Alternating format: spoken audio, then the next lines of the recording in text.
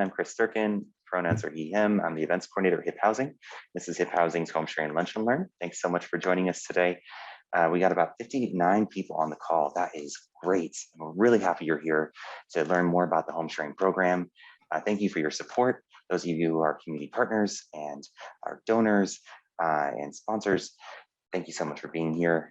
I'm going to go ahead and share my screen once again so you can see what our presentation is going to look like. I'm going to go ahead and slideshow. There you go. All right. So a couple reminders before we get started.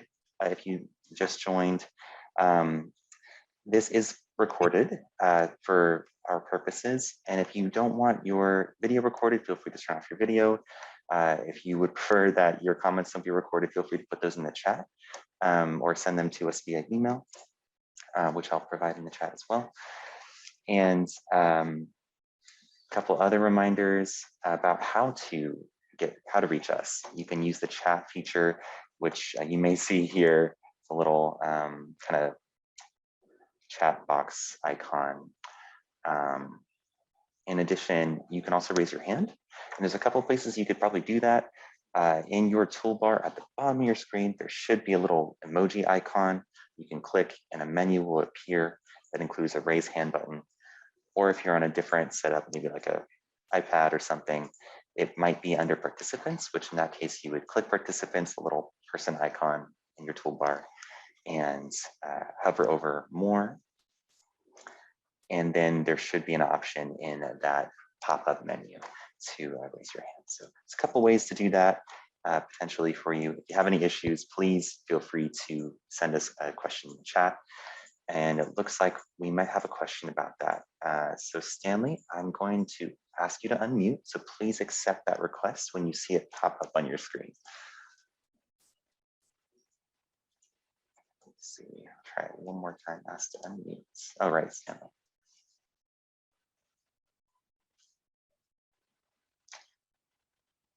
So you should have received a little pop-up window on your screen to unmute yourself. I'll try it one more time, ask to unmute. Alternatively, you could put your question in the chat. So please do send us a question in the chat while we get started. So I'm going to turn it over to the home sharing team. Great.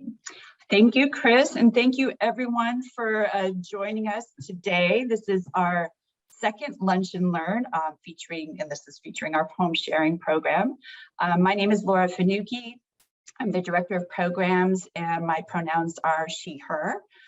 Joining me today is Lara Moya, our home sharing program manager, and Daniel Barrera, who is our home sharing program outreach specialist. So we're going to be trading off sharing information with you all today. And I believe we have a couple of our home sharing staff here and our interns, our wonderful interns as well. We're really excited that over 100 people registered for our Lunch and Learn today. We can't wait for all of you to become home sharers. No, just kidding. Well, if you are interested in becoming a home sharer, we would absolutely love to meet with you. But we're hoping that you will share the information that you've learned today with at least one or two people that you know, because most people hear about our program through word of mouth. Okay, so let's get started. As we look at our mission statement, I'm sorry, Chris, there we go. So our mission statement here is investing in human potential by improving the housing and lives of people in our community here in San Mateo County. And Hip Housing just celebrated our 50th anniversary. So we were super proud of the work that we do in the community. And we do provide housing through the properties that we own and manage, through our self-sufficiency program for low-income families with children and emancipated foster youth, and then most especially through our home sharing program. So go ahead, Chris. So just to review our agenda today, we're going to talk a little bit about why home sharing is so important here in San Mateo County. We're going to describe what home sharing is. We'll have a little bit of a quiz. And then, of course, we're talking about HIP Housing's program, also our marketing outreach and the incentives that we have for home providers through the program. We'll have a slide that shows you who our team is, how to connect with us, and then some additional home sharing resources in Northern California. And then finally, we'll have a great chance to engage with you and answer any questions that you have. Okay, so Chris, go ahead.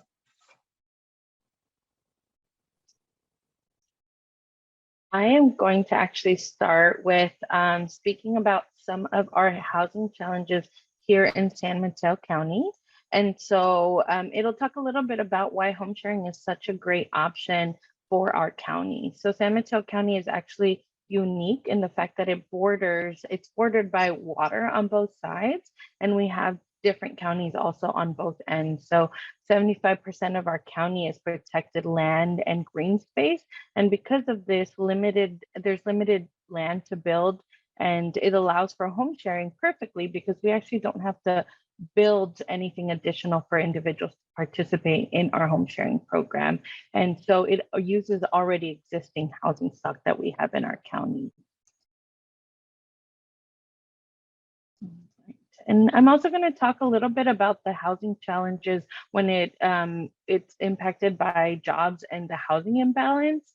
There's approximately about 330 large land development projects either approved or under review in San Mateo County. And these projects really represent about 50 million square feet of new construction. For those of you who may need a visual, it's about 12 times the size of the Facebook campus that some of you may or may not have seen in Menlo Park. So that's pretty large, which means that there's also projected a large number of new jobs. And unfortunately, there aren't enough housing that is being built for that jobs that are being created in our county. So it's projected that less than 2,500 units of new housing will be built over the same time frame. So that's about 4 new jobs for every 1 new building of housing opportunities. So it's very imbalanced. One of the other key things is also that it's not new to our county that there hasn't been enough housing built to be comparable to the amount of jobs that are being created. So it's something that our county has been dealing for some time now.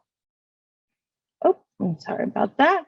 I do also want to talk a little bit about the cost of rents in our county. And some of you may have already learned about some of the costs for housing, either in your own housing journey or supporting a friend or family.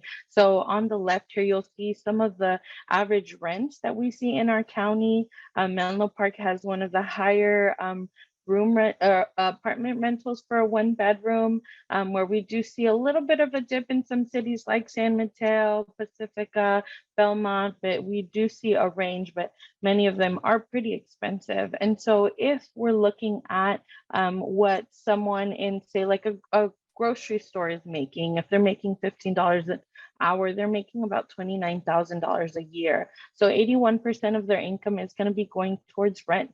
If they're a hairstylist, they're making about $28 an hour, which means they're making about $39,000 a year, which means that 62% of their income is going to rent. So for something to be considered affordable, the ideal amount of your money that should be going to rent is about 30% or less. So social workers and school administrators are at about the 27% if they're making $45 an hour, which is $87,000 per year or $87,750. But we do know that really does vary in terms of what everybody's pay scale is for their employment. And so we see a lot of people who can't afford to live here who do work here in our county. Which takes me to the next slide, which really focuses on the fact that we have a large number of individuals who do commute. And some of that poses its own challenges, but the reality is that because our county becomes unaffordable and there's lack of affordable housing or housing options for individuals, they are needing to commute. And we see people who are commuting as far as Sacramento, Stockton, or even further, and it's really affecting and impacting the access to equitable housing. So this graph shows a little bit about the amount of jobs that we have in our county and how many of those individuals are commuting in to fulfill those roles in our county. I see that our chat is active, so feel free to ask questions away. We'll answer them as best we can along the way, but also there'll be an opportunity for everybody to ask some questions towards the end of our presentation. One of the other challenges I wanted to mention is the housing waiting list. The lack of housing being built for low-income households continues to really pose a threat for an equitable future for the individuals in our county. And that's why we really encourage everybody to consider home sharing, because it's something that's available today for many people. And there isn't a waiting list that is closed. We have an active open, list that we work from. Unfortunately, a large segment of the population could not afford renting their own apartment. And so they look for affordable housing as an option, but there are challenges that they also may not be prepared to address, such as, do I make too much income for affordable housing here? Or is the waiting list even open? It may take for some people many, many years to be on a waiting list that they can afford and do qualify for it. And even then it might take a long time. So that the access and the ability to get on an affordable housing wait list might not be that readily available. So for this reason, we have a high number of individuals who are seeking affordable housing, but they find that the waiting list can be long, and home sharing allows them to continue to access housing while they're waiting for affordable housing.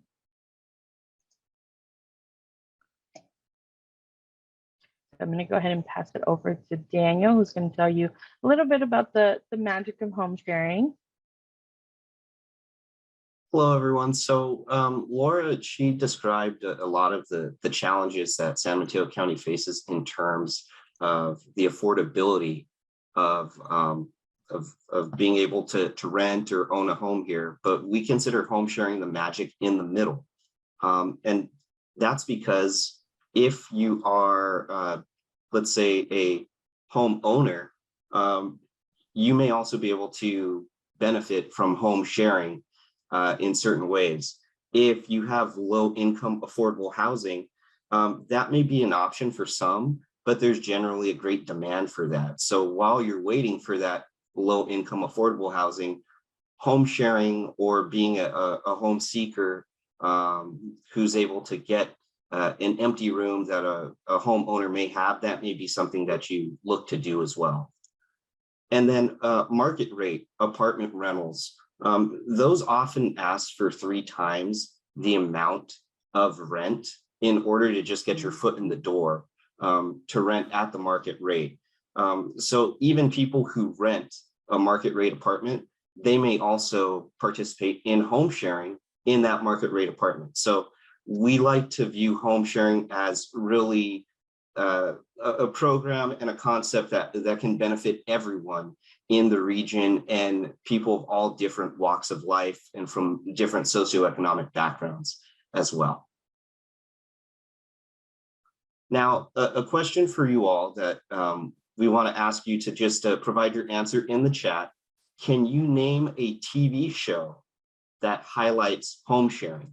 So before I move to the next slide, I'll let some people give a guess in the chat, and literally just think of any show, any sitcom that you're familiar with. Okay, I see some answers in the chat, a lot of them. Wow, How I Met Your Mother, Golden Girls, Full House, Friends. Golden Girls is a popular one. Friends is a popular one. All right, so Three's Company, it's another one. So that's going to lead me to the next slide. So some of you guessed right, and all of those examples are perfect examples of home sharing, right? There's Three's Company, Golden Girls, New Girl, Big Bang Theory, which I also saw. Friends could be an example as well. home sharing is quite common and popular in the world of Hollywood and in the world at large. I think is what Hollywood really shows us. It's kind of a reflection of our society, right? So home sharing has been around, and it's been a very common thread or kind of theme or backstory in a lot of sitcoms that we've all seen throughout our lives, right? So that shows the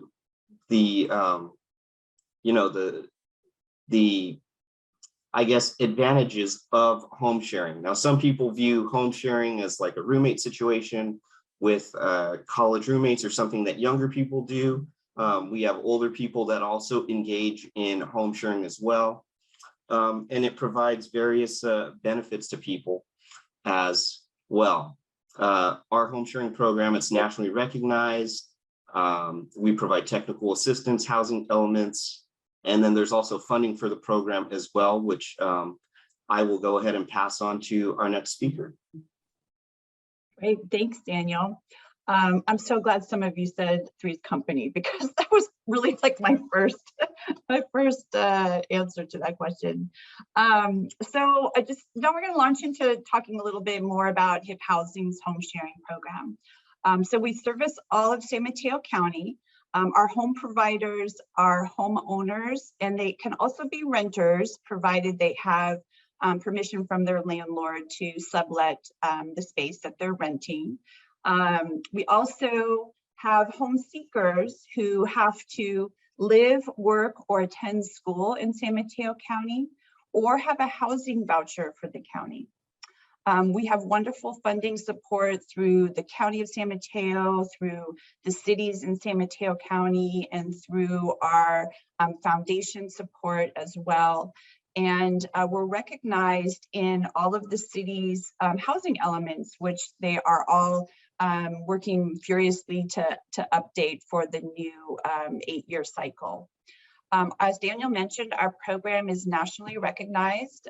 We are part of the National Shared Housing Resource Center, and we've been featured, our program has specifically been featured in AARP's Where We Live guide, and also HUD's Prosperity Playbook as a creative, home sharing as a creative way to increase the supply of affordable housing in communities. We also provide a lot of technical assistance to other nonprofits that are thinking about launching programs in their community. We're currently working with an organization in Santa Clara County that's hoping to launch a home sharing program. And we've had our hand in a little bit of a lot of the other programs throughout Northern California and in Oregon and the state of Washington. So Chris, you can advance the slide. Okay, so just talk a little bit about our screening and matching process.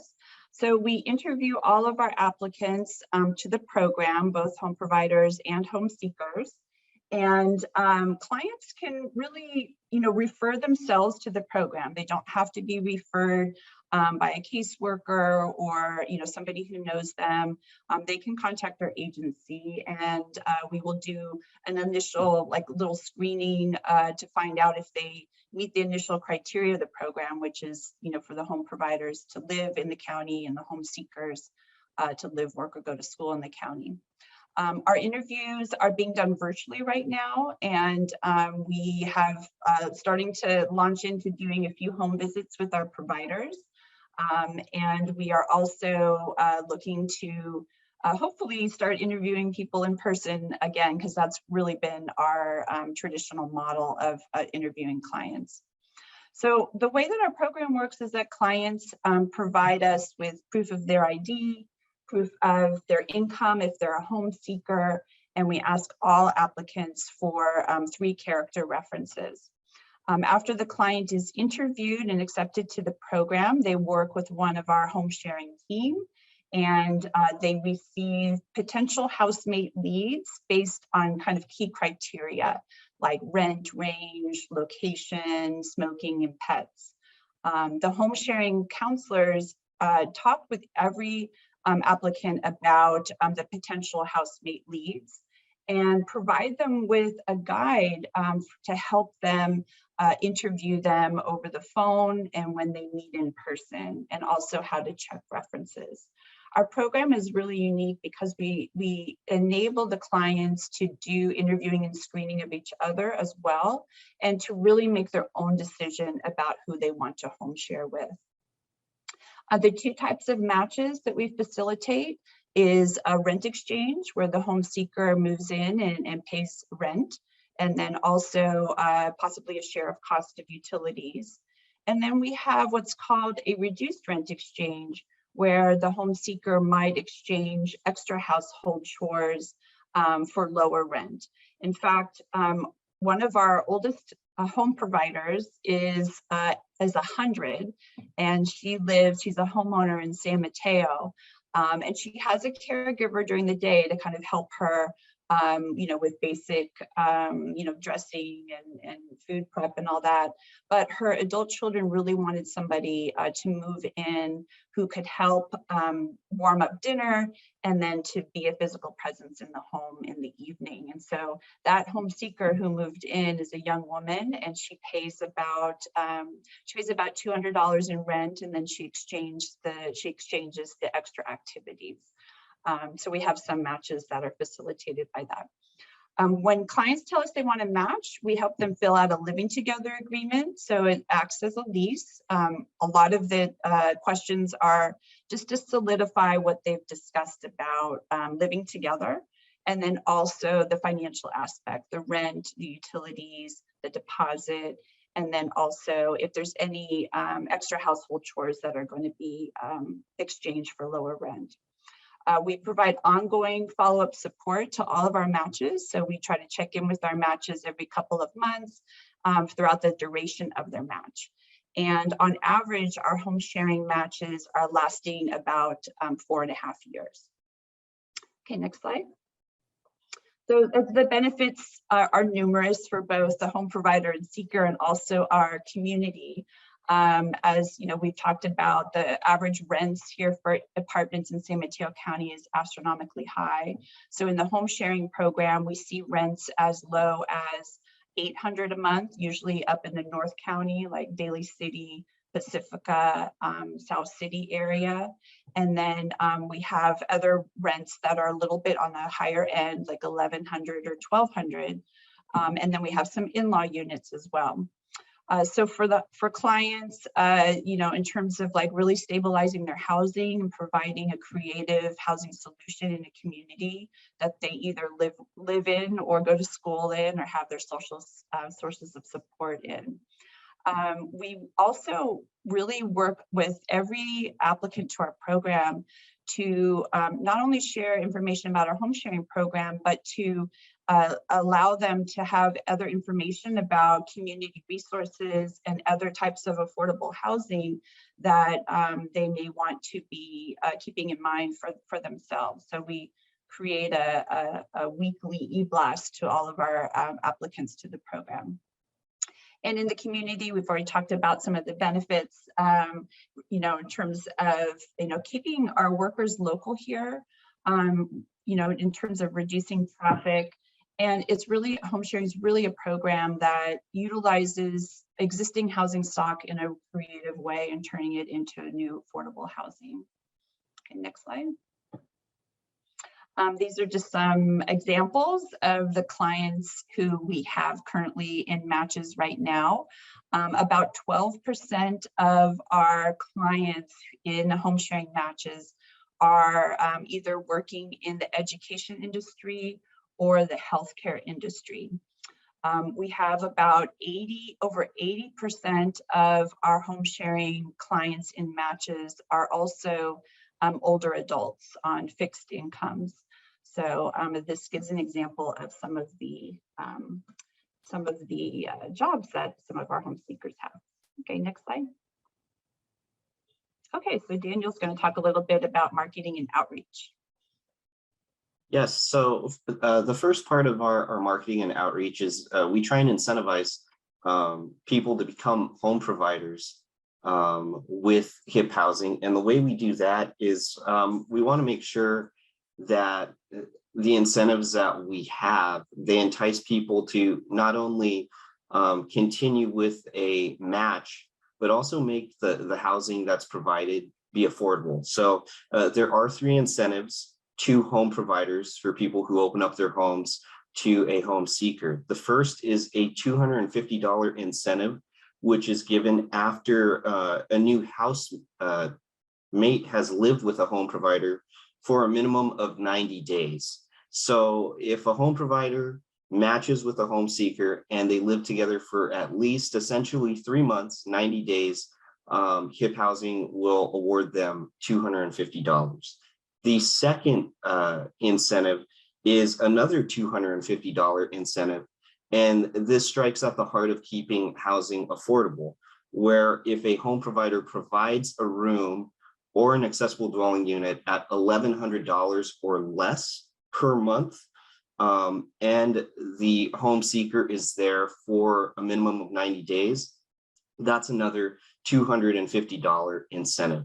And then finally, the third incentive that we have as part of the home sharing program, it's a $150 incentive for any active home provider who refers someone else to our program to be a home provider themselves. Because oftentimes we have many people who are seeking housing, but we also need people who are providing housing to really make the program a success. So our home providers are very important and an important part of that equation in order to make the program a success. And so we try and provide incentives for that. People learn about us. Let's see here. There we go. Whoops. We could go, I'm not sure if I'm able to go back on the slide. There we go. Thank you. So how do people learn about HIP housing? So we do a lot of outreach throughout San Mateo County. That can be by way of tabling at events. We were recently at a Pride event over the past weekend. A few weeks ago, we were at an elementary school fair doing outreach for San Mateo County School District, Foster City School District, parents and families. We have advertisements in shopping malls, on the sides of San Mateo Transit buses. We have mailings that are sent home, flyers, street banners, and we also send postcards through the mail. That's in addition to the incentives that we offer. And then we also have partnerships with local businesses and stores. Walgreens is one example of that. So plenty of outreach that we do and advertising. We've also had pieces about the home sharing program, written pieces in the San Mateo Daily Journal. We've had advertisements and written works in the San Francisco Chronicle. And we're starting to branch out to public access television as well as public radio stations as well, with advertisements and features on those outlets as well.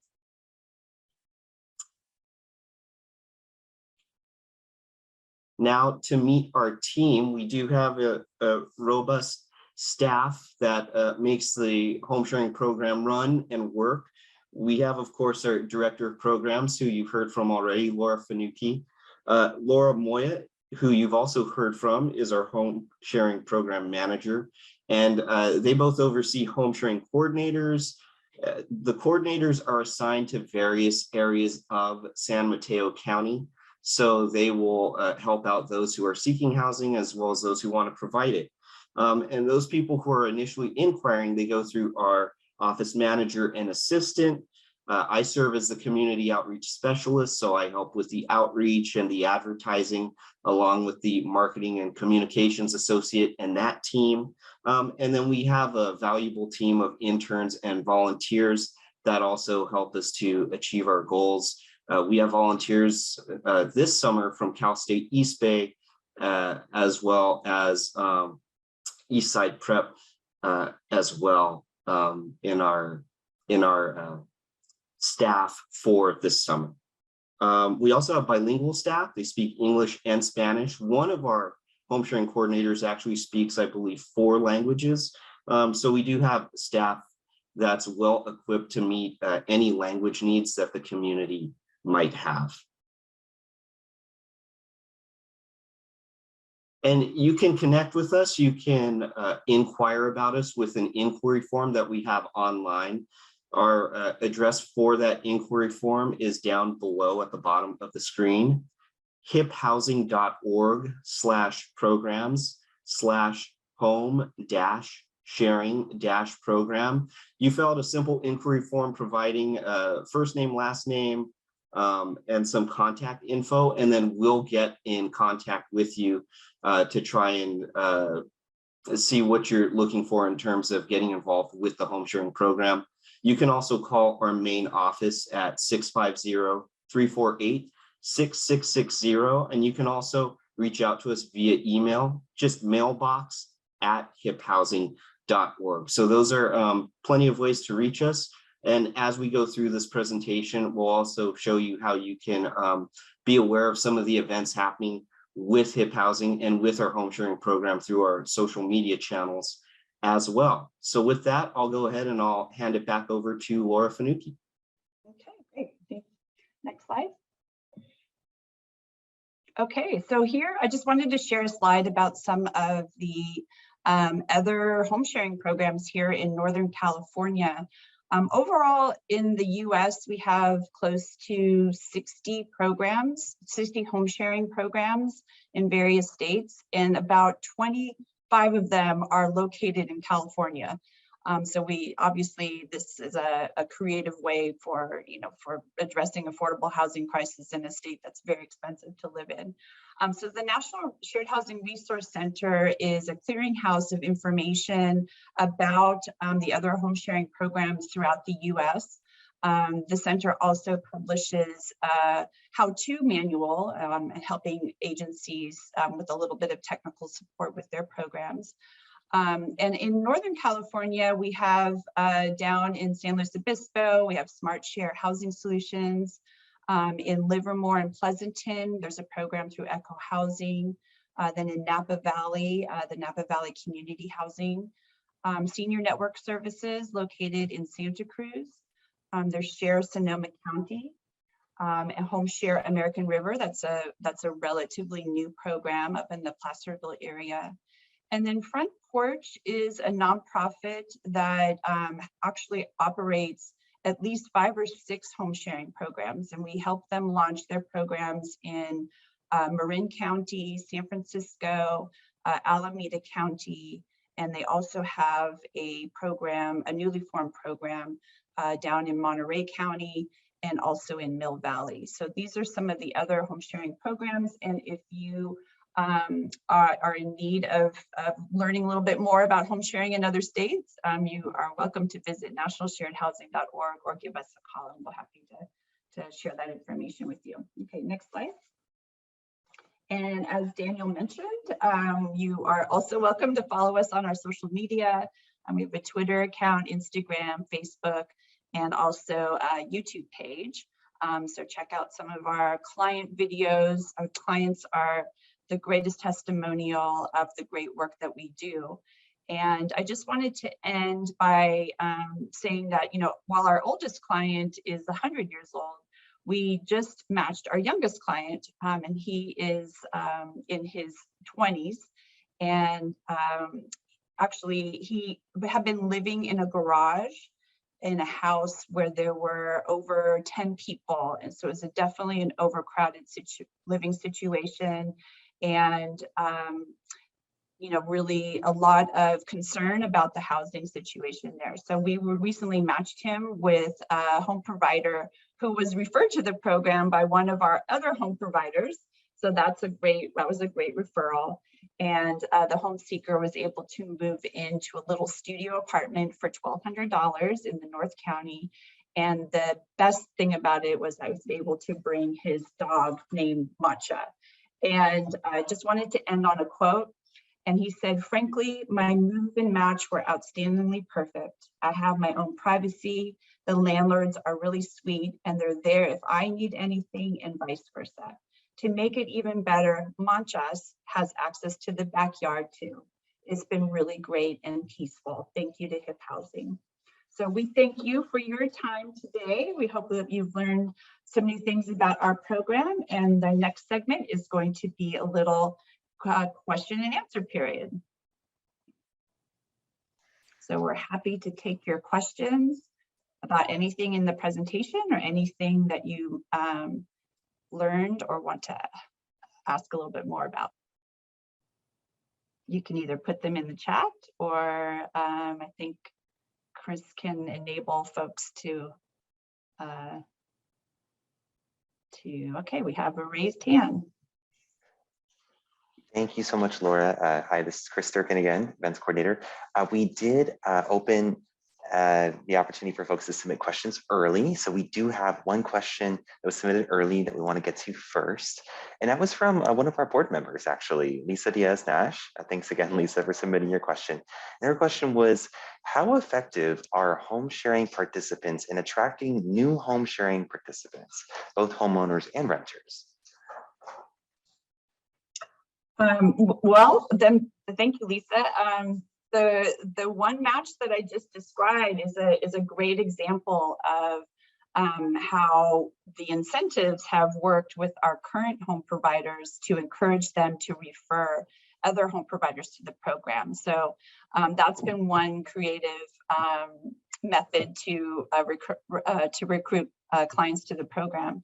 But we also have a really large percentage of clients who have heard about the program either through somebody who's used the program or somebody on our staff or somebody on our board. So it's also just a really great way to continue to spread the word about the program because we get a lot of referrals in that way. And if Daniel, if you want to add anything about some of the outreach that you're doing, that'd be great.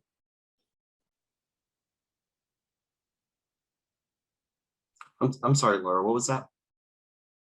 Oh, I said if there's any other kinds of like outreach activities that you want to share, like anything recent. Sure. So, well, the in-person events are starting to come back, thankfully, due to us reaching a different stage in the pandemic. So for the summertime, that's been perfect because there's a lot of open air events where we will set up tabling, we'll have flyers, we have a calendar contest that we just started actually again with the marketing and outreach team.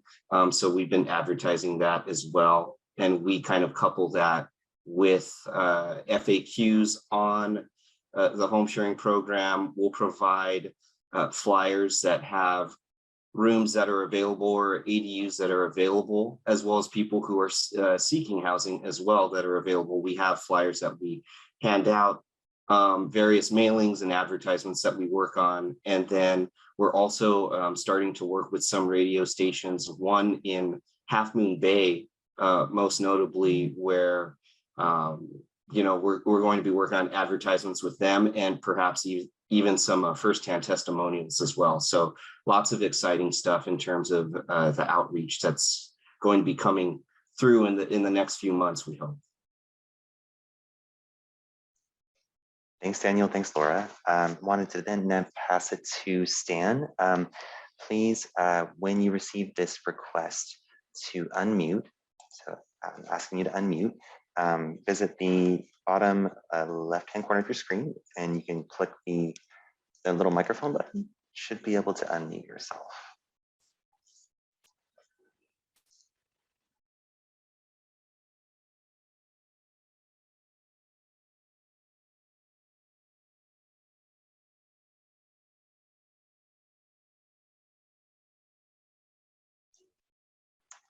All right, Stan, I am sorry I sent you another request to unmute yourself.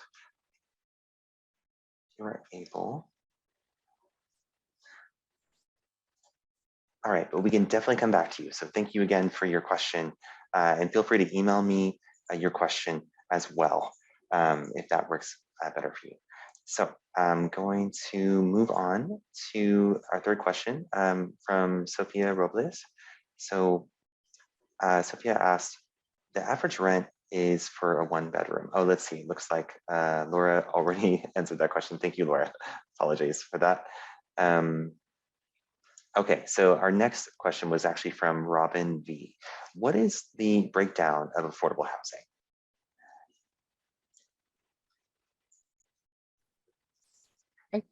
think we would need a little bit more clarification of what you meant by that question. So if you want to go ahead and unmute yourself, now would be a great time to just clarify a little bit more about what you mean by that question. Hi, can you hear me? Awesome.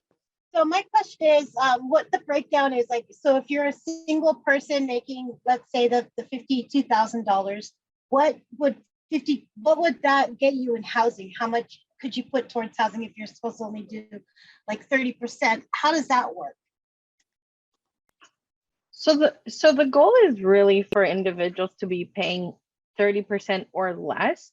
Our market isn't supportive of that at all. So although that's the goal, our market says otherwise. So when individuals are looking for housing and they're part of our home sharing program, we have a conversation of what does 30% look like for them, and we try and look for rooms within that amount. There will be some clients that will end up paying maybe a little bit over that, some clients maybe paying a little bit under that, but the goal is really to stay at 30%. So with our home sharing program, we have that conversation if that's something that's doable.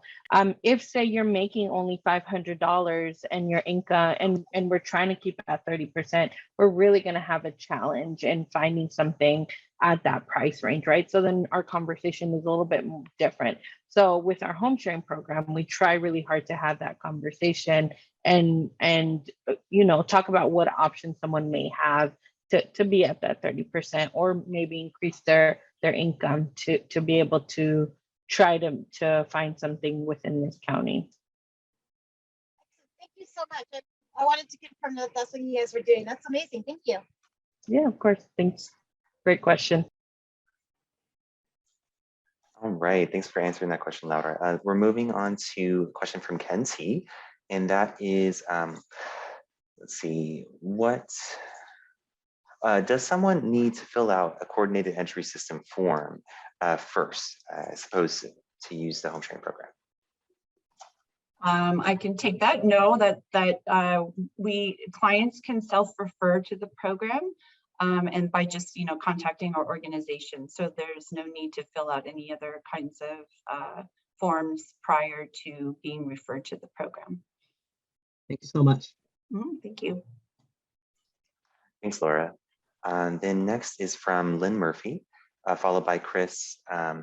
Is it typical when moving out to give a 30-day notice? I can take that. Yes. So if in the living together agreement, we put in writing the conversation about the notice. So if a home seeker has been living with the home provider for over a year, the home provider needs to give a 60-day notice. But for other than that, it is typically a 30-day notice. Thanks, Lynn. All right, thanks, Laura. So it looks like the next question is from Chris. Are there any special listings or programs you have for housing clients with children, such as different incentives for home providers or home providers who specify housing for families?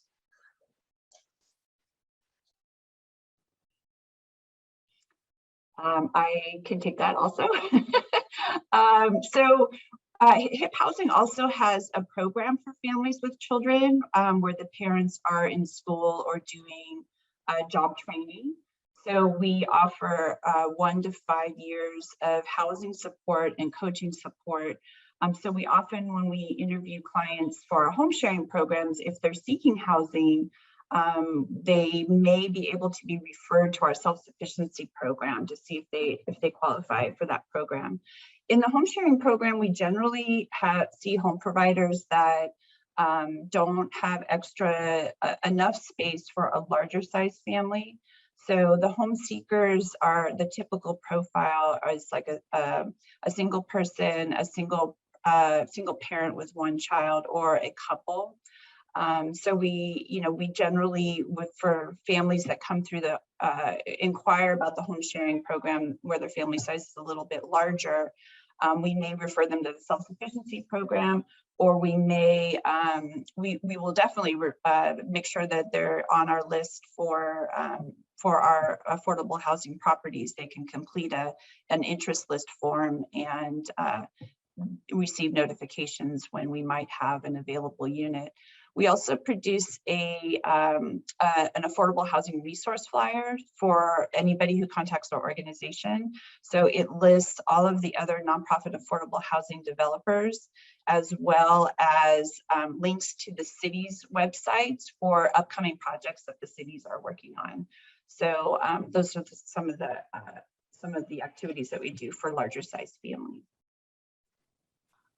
Thanks, Laura. Mhm. All right, and then our next question is from Cassie, and that's, what's the percentage of housing seekers matching with an available room?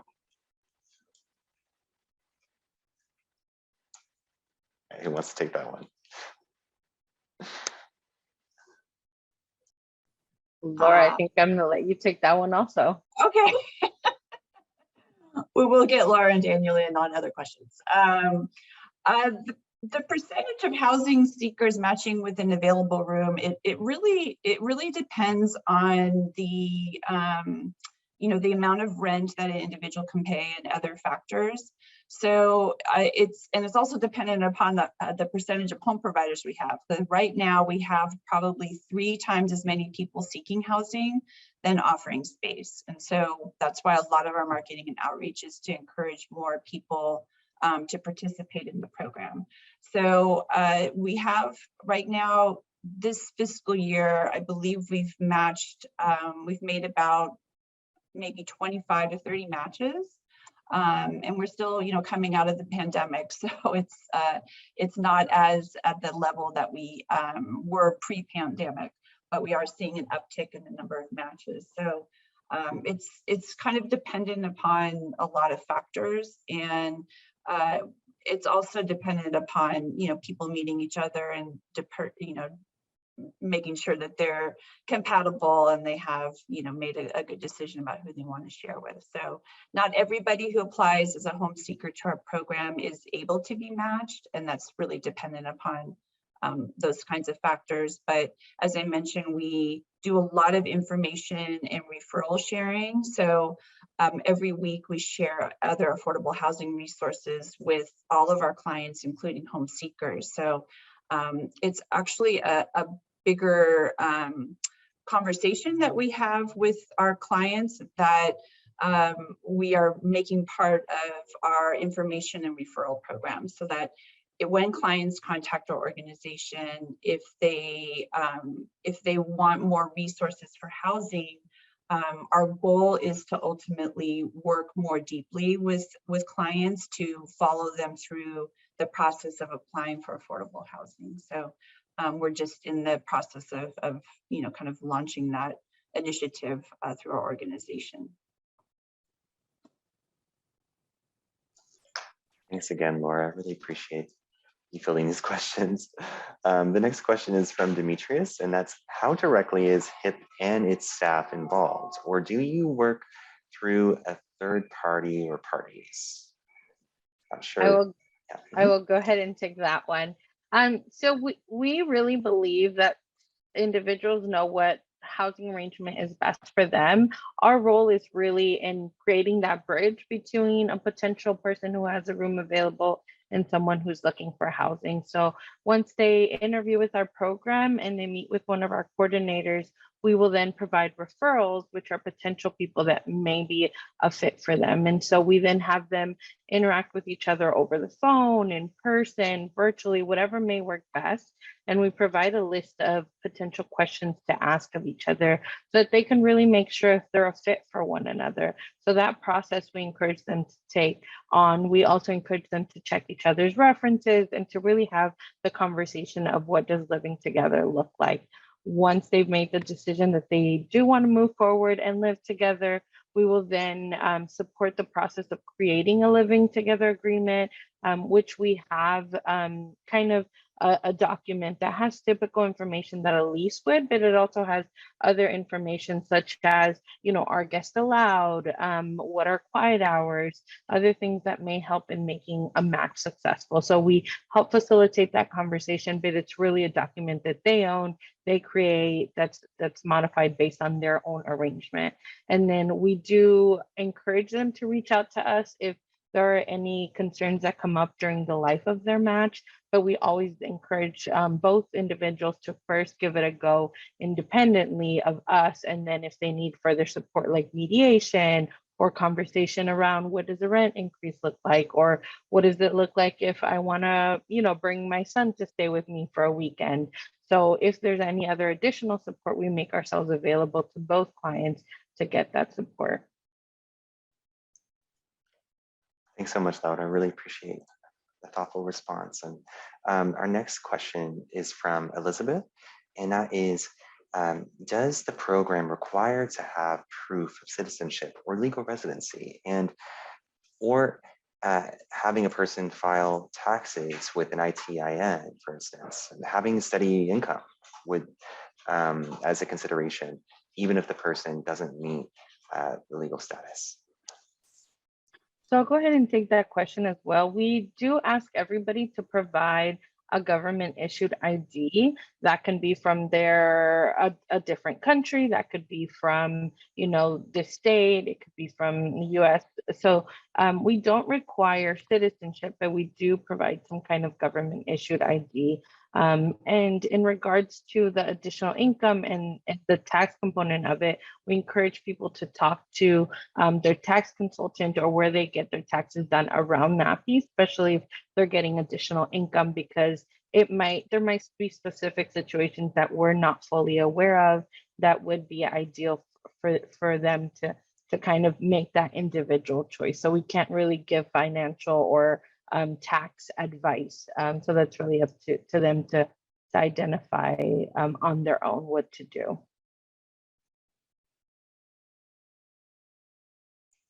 Thanks again, Laura. Our next question is from Kessia, and that is, would mental diagnosis affect residency?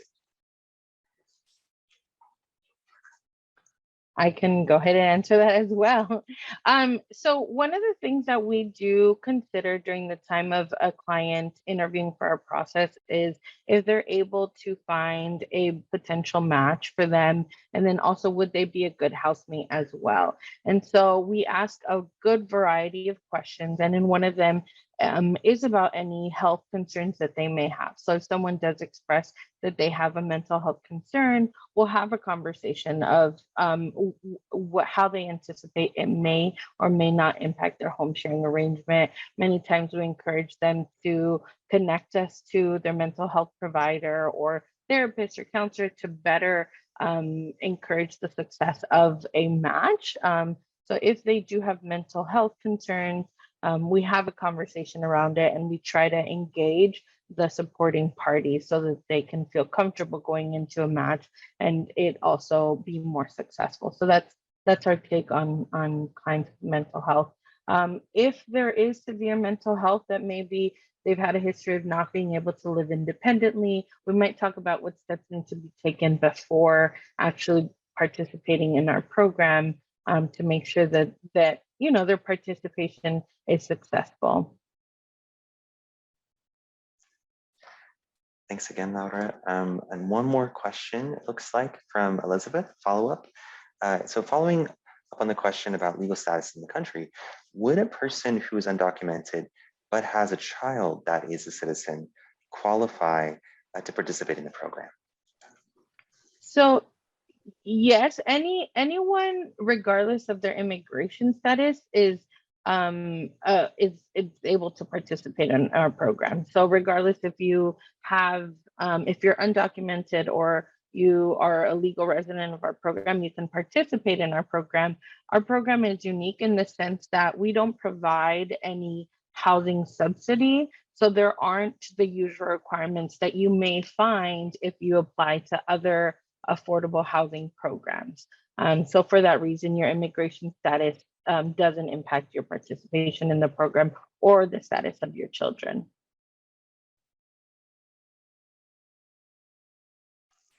All right, thank you again. It looks like that is all of our questions that have been submitted so far. And we are reaching 1 o'clock, so I want to be respectful of everybody's time and just go ahead and thank our presenters. Thank you, Laura, Laura, Daniel, excellent presentation. And thank you for fielding all those questions. Thanks to all of you, all of our attendees for being here, including some of our local elected officials. Thank you for your support. Our board members on the call, staff, and donors and community partners. Really appreciate your time. This was very special and we really appreciate you being a part of it. So please, if you have any additional questions, feel free to enter your name and email in the chat and we'll get in touch with you. We'll also be sending a follow-up email asking for more questions. And you can also send us your questions or comments via Instagram or Facebook. So feel free to navigate over to our Facebook page and use Messenger or whatever, or send us a DM on Instagram if you have additional questions. With that, thanks again for being here. Laura, Laura, Daniel, anything else you would like to add? All right. Great. Well, thanks again, everyone. Have a wonderful afternoon and a happy Wednesday.